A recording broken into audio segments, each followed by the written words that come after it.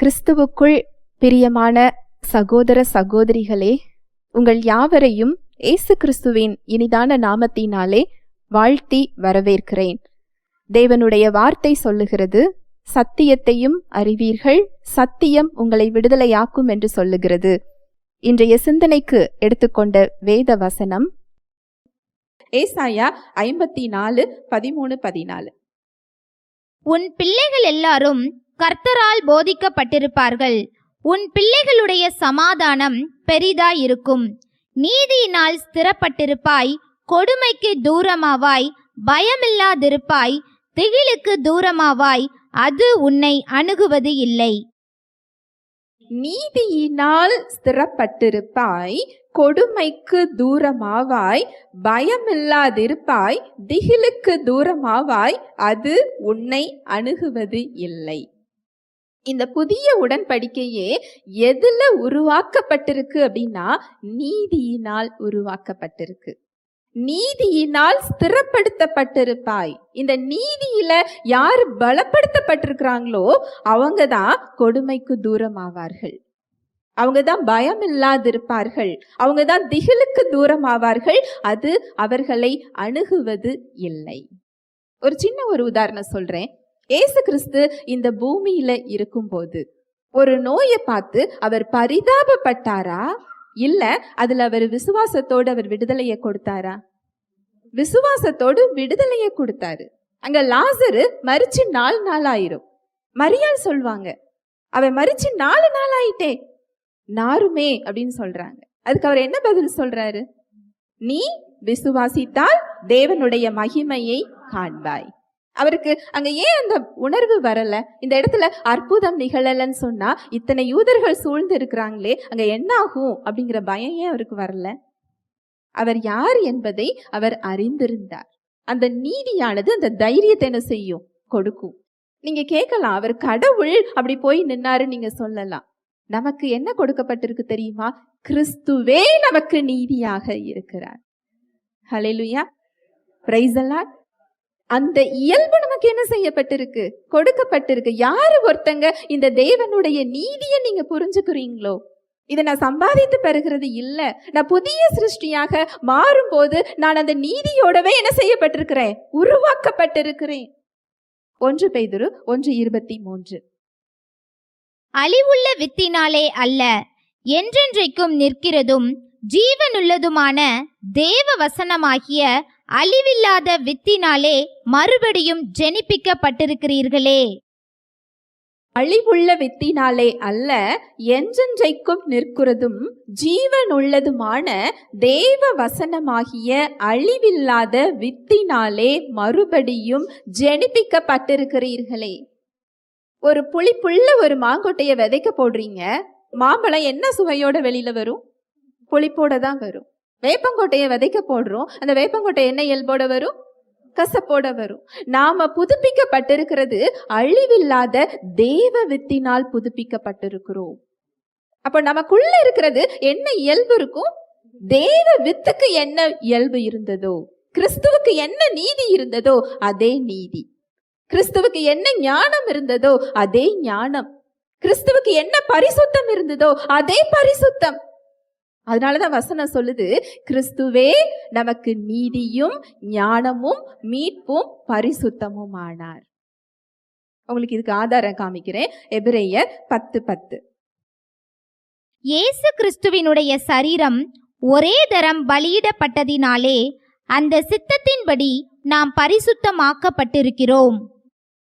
இயேசு கிறிஸ்துவினுடைய சரீரம் ஒரே தரம் பலியிடப்பட்டதினாலே அந்த சித்தத்தின்படி நாம என்ன செய்யப்பட்டிருக்கிறோமா? பரிசுத்தமாக்கப்பட்டிருக்கிறோம்.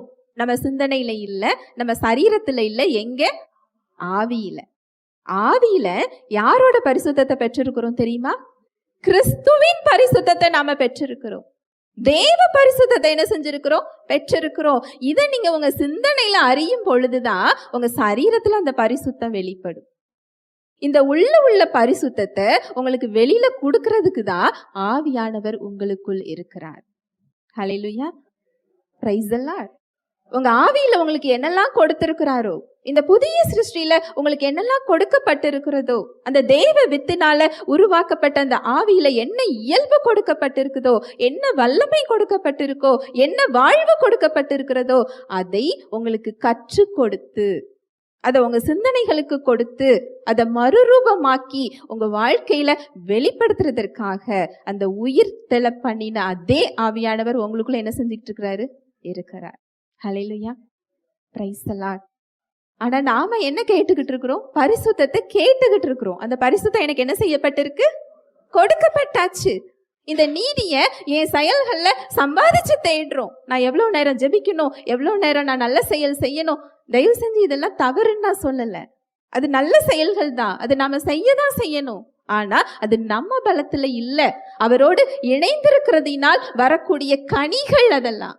அவரை நான் அறிகிறதினால், அவரோடு நான் இணைஞ்சிருக்கிறதுனால், எப்படி ஒரு திராட்சை செடியோடு ஒரு கொடி இணைஞ்சிருக்கும் போது அதுல ஒரு கனிகள் உருவாகுமோ, அது போல அவரோடு நான் இணைஞ்சிருக்கிறதுனால அந்த பரிசுத்தம் என்கின்ற கனி வெளிப்படும், விசுவாசம் என்கின்ற கனி வெளிப்படும், நீதிங்கிற கனி வெளிப்படும், அவருடைய வல்லமை என்கிற கனி வெளிப்படும். இதை கொடுக்கிறதுக்காக தான் அவர் நமக்குள் இருக்கிறார். ஹல்லேலூயா, பிரைஸ் தி லார்ட். அந்த வசனத்தை மறுபடி வாசிக்கலாம். எபிரேயர் 10:10. இயேசு கிறிஸ்துவினுடைய சரீரம் ஒரே தரம் பலியிடப்பட்டதினாலே அந்த சித்தத்தின்படி நாம் பரிசுத்தமாக்கப்பட்டிருக்கிறோம். இயேசு கிறிஸ்துவினுடைய சரீரம் ஒரே தரம் பலியிடப்பட்டதினாலே அந்த சித்தத்தின்படி நாம் பரிசுத்தமாக்கப்பட்டிருக்கிறோம். 14வது வசனம். ஏனெனில் பரிசுத்தமாக்கப்படுகிறவர்களை ஒரே பலியினாலே இவர் என்றென்றைக்கும் பூரணப்படுத்தி இருக்கிறார். இயேசு கிறிஸ்துவோட ரத்தத்தினாலே, அவர் இளங்காளை வெள்ளாட்டுக்கடா ரத்தத்தை கொண்டு நம்மள அவர் என்ன செய்யல? மீட்கல. அவர் தன்னையே ஒரு பலியாக கொடுத்து அவருடைய சொந்த ரத்தத்தின் மூலம் ஒரே பலியினால் நம்மளை என்ன செஞ்சிட்டாரா? பூரணப்படுத்தி இருக்கிறார். ஹல்லேலூயா, பிரைஸ் தி லார்ட். அவருடைய ரத்தம் நம்மளை என்ன செஞ்சிருக்கு? பூரணப்படுத்திட்டு தேவ இயல்பை நமக்கு கொடுத்திருக்கு, பாவ மன்னிப்பை கொடுத்திருக்கு, அவரோட நீதியை நமக்கு என்ன செஞ்சிருக்கு? கொடுத்திருக்கு. இந்த புதிய உடன்படிக்கையே அந்த நீதியில தான் நிறுவப்பட்டிருக்கு, அந்த நீதியில தான் அது உருவாக்கப்பட்டிருக்கு, அந்த நீதியில தான் அது ஆரம்பித்திருக்கு. புதிய உடன்படிக்கையின் ஆசீர்வாதமே நமக்கு அந்த நீதி உணர்வை கொடுக்கிறது தான், நமக்கு பாவ உணர்வை கொடுக்கிறது இல்ல. நீங்க பாவ உணர்வோட இருந்துகிட்டு இருக்கிறீங்கன்னா இன்னும் நீங்க புதிய உடன்படிக்கையின் சத்தியத்தை நீங்க இன்னும் என்ன செய்யல? அறிந்து கொள்ளல. அதனாலதான் அந்த ரத்தம் நம்மை பாவங்களற கழுவியும், அது நம்மளை பூரணப்படுத்தியும், அது நம்மளை பரிசுத்தமாக்கியும், அது நமக்கு நீதியை கொடுத்தோம். நம்ம பாவின்னு சொல்லிட்டு என்ன செஞ்சுக்கிட்டு இருக்கிறோம்? நின்று கொண்டிருக்கிறோம். ஏசு கிறிஸ்துவை விசுவாசிக்கிறோம், ஆனா அவர் சிந்தின ரத்தத்தை என்ன செய்யல? விசுவாசிக்கல. யூதர்களை குறை சொல்றோம், நாமளும் அவர்களை போல இன்னொரு இடத்துல என்ன செஞ்சுக்கிட்டு இருக்கிறோம்? நின்று கொண்டிருக்கிறோம், பரிசேயர்களை போல. இதுல தேவன் விரும்புவாரா? இல்ல அவர் சந்தோஷமா இருப்பாரா? அவர் கொடுக்க வந்த நோக்கம் இதுதானா? இதுக்குதான் அவர் இத்தனை பாடுகள் அவர் பட்டாரா? இதுலயே அவருடைய நாமம் மகிமைப்படும்? நிச்சயமா கிடையாது. 1 கொரிந்தியர் 6வது அதிகாரம் 19வது வசனத்துல இருந்து வாசிக்கலாம். உங்கள் சரீரமானது நீங்கள் தேவனாலே பெற்றும் உங்களில் தங்கியும் இருக்கிற பரிசுத்த ஆவியினுடைய ஆலயமாய் இருக்கிறதென்றும் நீங்கள் உங்களுடையவர்கள் அல்லவென்றும் அறியீர்களா? நல்லா பாருங்க, உங்கள் சரீரமானது நீங்கள் தேவனாலே பெற்றும் உங்களில் தங்கியும் இருக்கிற பரிசுத்த ஆவியினுடைய ஆலயமாய் இருக்கிறது. நம்ம ஆலயத்துக்கு போறத நம்ம எவ்வளவு பயபக்தியோட போறோம். ஆனா புதிய உடன்படிக்கையில ஆலயம் யாரு? நாம தான் ஆலயம். எப்பொழுது ஏசு கிறிஸ்து எல்லாம் முடிந்ததுன்னு சொன்னாரோ அந்த மகா பரிசுத்த ஸ்தலத்துக்குள்ள இருந்த ஆவியானவர், அந்த தேவ மகிமை, அந்த திரைச்சீலை மேலிருந்து 2ஆ கிழிஞ்சி தன்னோட வீடாக இருந்த அந்த மகா பரிசுத்த ஸ்தலத்தை அவர் காலி செஞ்சிட்டு இப்பொழுது அவர் நம்முடைய ஆவியை மகா பரிசுத்த ஸ்தலமாக மாற்றி இருக்கிறார்.